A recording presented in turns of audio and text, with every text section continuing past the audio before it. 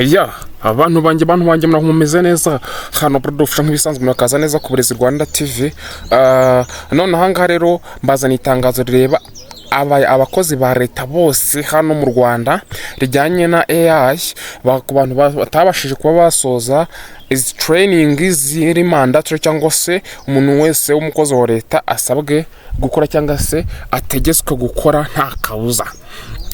Amakuru rero mbazaniye nuko igihe cyongerewe mbanyuramo bikeya n'abantu bagiye bahura n'ibibazo bigiye bitandukanye mu mbaza ibibazo to obaldo official tuzaturebera uzatubarize ese abantu igihe cyacitse. Niyo mpamvu rero ngomba kuhita mbaha amakuru nk'ayanga yizewe vuba cyane rwose hano ku Burezi Rwanda TV. No rwanda bageze kuri YouTube channel y'Uburezi Rwanda TV.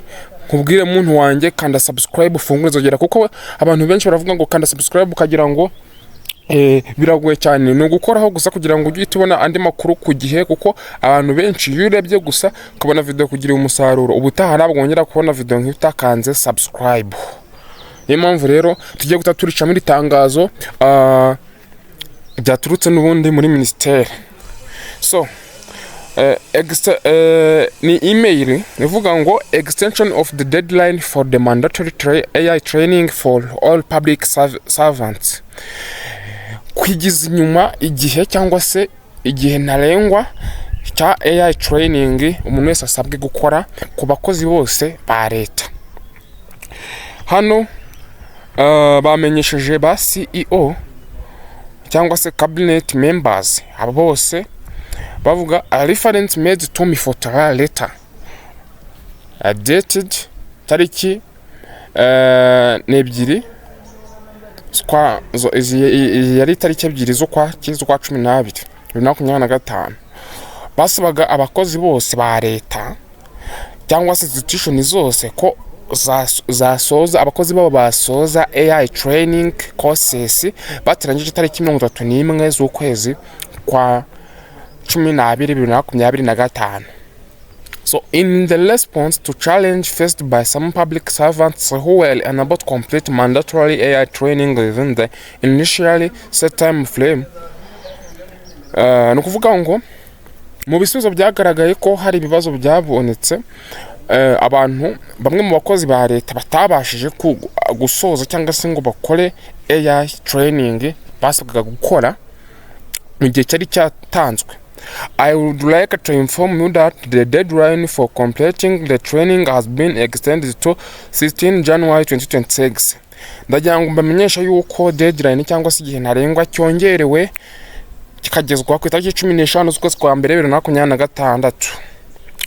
This additional period will allow all concerned public servants to complete the training and full comply with the requirement. Failure to comply with set new deadline will result in the individual being considered as non-compliant, and appropriate disciplinary measures will be applied in accordance with the applicable public service regulatory framework.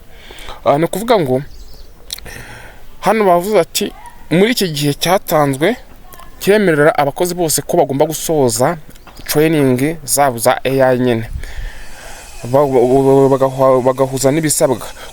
Kutabyuzuza cyangwa se ngo ubikore igihe kikakugereraho bizafatwa nk'umuntu utarabikoze kandi bifatwe nka case ya indiscipline. Noneho ingamba zijyanye na discipline cases zizaba applied hagendewe ku mategeko n'amabwiriza ya public service regulatory cyangwa se nyine y'abakozi ba leta.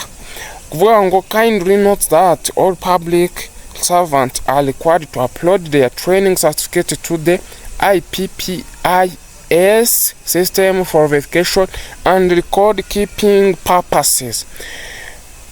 Barongera kandi bakabibutsa ko mwese musabwe kuzauploadinga certificate zanyu muri IPPIS system murayizi for verification and record keeping purpose, kugira ngo basuzume barebe niba koko warabikoze kandi noneho banabike record zawe cyangwa se amakuru yawe kuri CV yawe n'ubundi.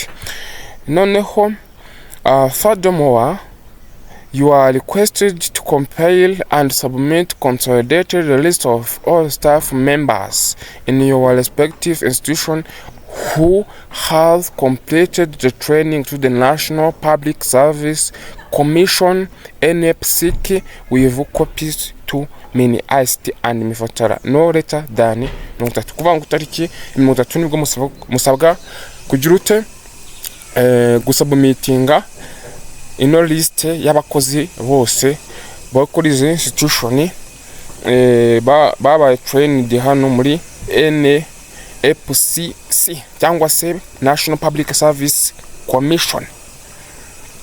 Please accept honor assurance for my high consideration. None rero hano cyo nababwira byanyujijwe kuri Prime Minister Prime Minister, Honorable Minister of ICT and Innovation ndetse na Executive Secretary wo muri NPSC cyangwa se National Police Service Commission. Ndatekereza rero rino tangazo rya Mifotara ryumvikana kandi rigenze neza cyane rwose kuri mwese mukorera leta cyangwa se ku bakozi ba leta. Bye bye, God bless you. Imana ibarinde mwe twabanye muri no video, duhurire muri video zitaha, mwibuka gukanda subscribe mugafungura inzogera tukajya tubana igihe cyose, like iba yagezeho kare.